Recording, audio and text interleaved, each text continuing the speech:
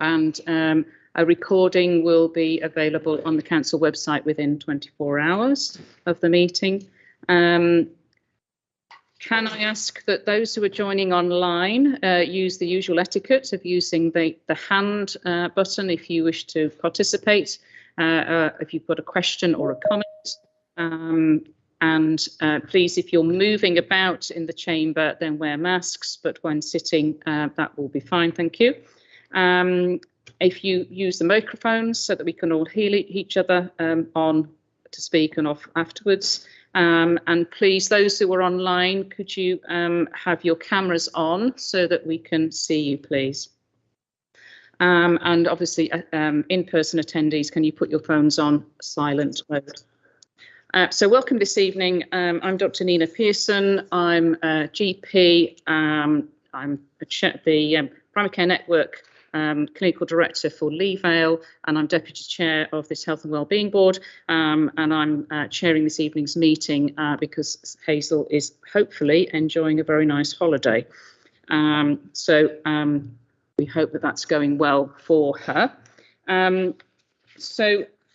This evening we'll start with apologies and then move on to the minutes, and I will just explain a little bit about the numbering that you have on your packs. Those of you who've got hard copies are slightly different from those with the online version. Okay, so first of all then, Eunice, if we could have apologies for absence. Thank you, Chair. Apologies for absence have been received from Councillors Seaman, Kay Malik, and Felicity Cox, Jamie Langwith, David Carter, and Lucy Nicholson, Chair. Thank you very much. And we will look at the minutes of the last meeting. I note that I wasn't here at the last meeting, but it was a very meaty meeting and several pages of transcript there. So could I ask, are there any amendments or any points that you wish to raise in terms of corrections from that set of minutes? If we look down your pack as far as the end of numbered page 3, is there anything there that you wish to bring up? And then pages 4, 5 and 6.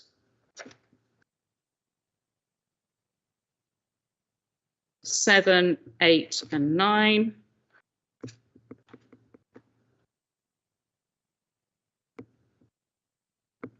10 and 11. Thank you. So I can sign them off as a true record of the meeting. Thank you very much. Now, any disclosures of interest that anyone needs to declare for this evening's meeting? No. And any urgent business? No urgent business. Thank you very much. So what I want to note for you is that there's been some very large documents in this evening's papers.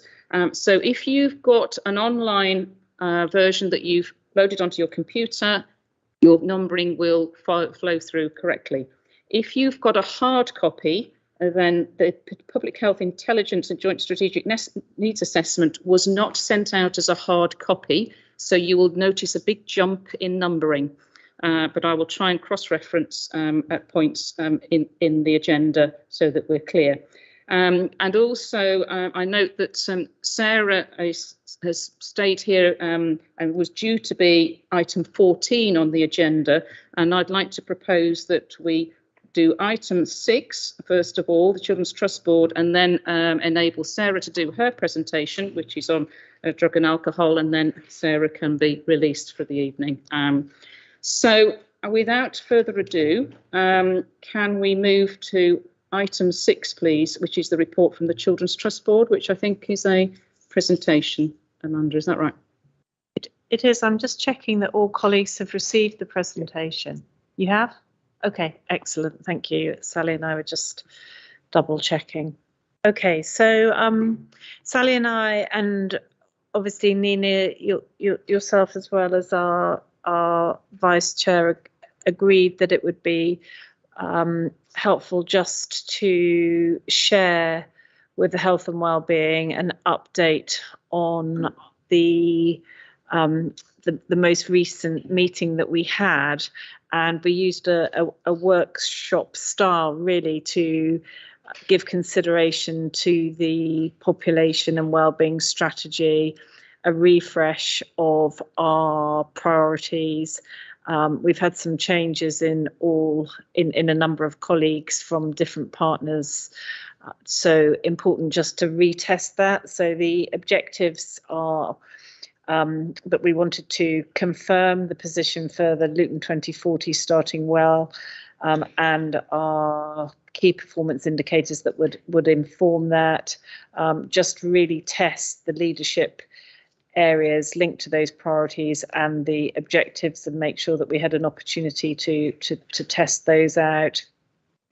Again, come back to that starting well set of key priorities, and then to really look at and review our vision, because there's been some changes linked to the refresh of the population and wellbeing strategy, and then the subsequent development of the Luton 2040 strategy. So just to make sure that we were all agreed and had tested that again.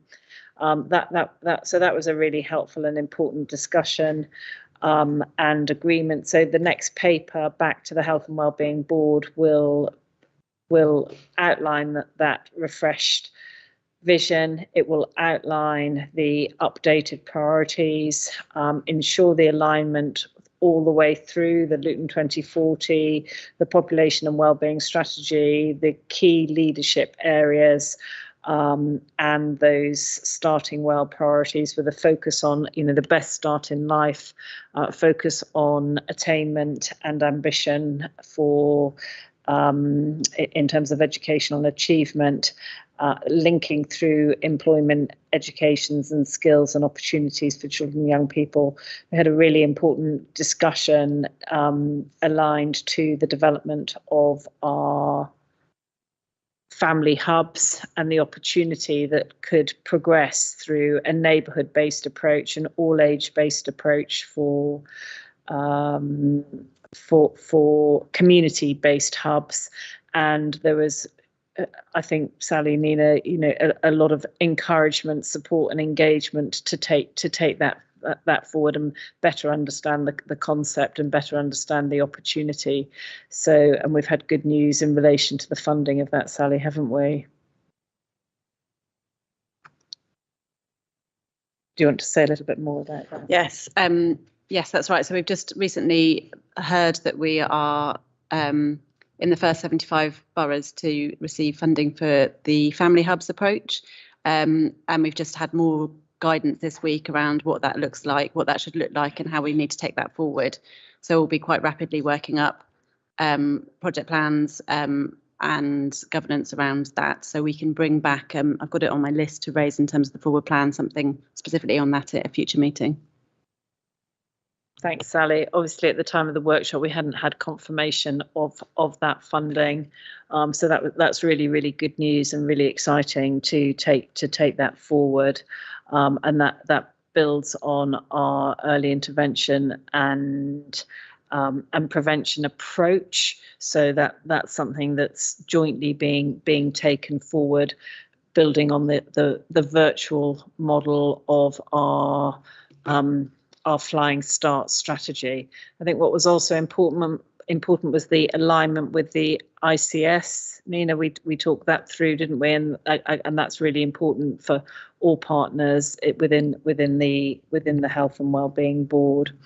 So and then we looked at the delivery overview, which was in slide 7, and had an update on that public health activity, the activity within education and the activity within children's social care, which then provided the fundamental pillars, but linking back to the Starting Well and Luton 2040 priorities. So our plan, which has been a little delayed because we've now received the call for our full ILACS inspection, but is that Nina and Sally and myself and the team will just make sure that the outcomes from that workshop and the detail contained within those priorities all comes together, and that we map out next steps. So I hope that's helpful, and I will open it up to any questions, unless Nina, there's anything that you want to add, or Sally, anything that you want to add. Go ahead, Phil. Sorry, so this is the second time I've heard about something which sounds incredibly good about a family hub. Could you just give me one paragraph on what the family hub is intention and what it will do and work?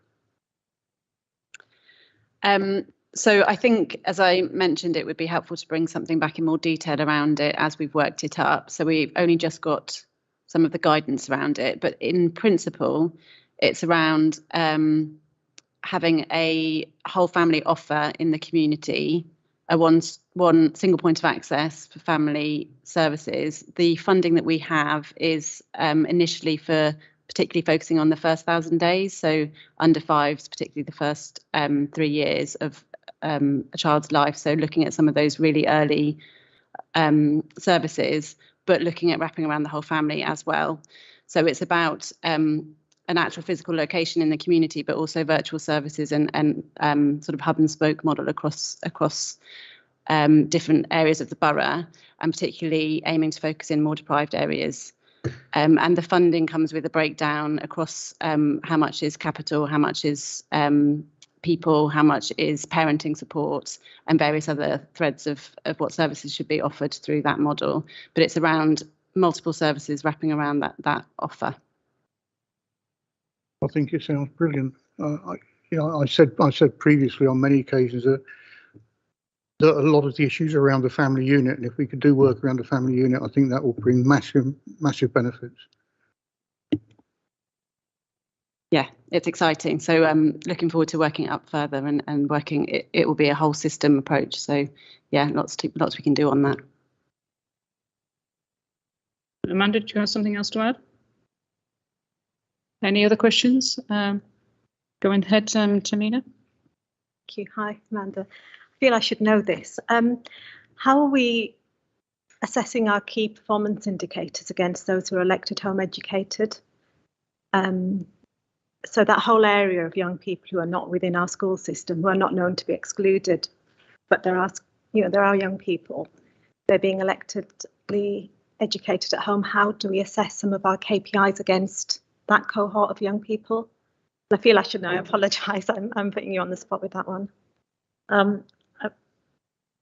We've got a team of people who are working with all of those children whose parents contact us to make sure that they are that we know that they're electively home educated, and an assessment is done for each of those individual children. As we've discussed, maybe not at this board, but but certainly at the Children's Trust board, we've had a detailed report because those numbers have doubled through COVID. So we went up, we increased by at least 50%. We went closer to about the 450 mark. I'd have to double check.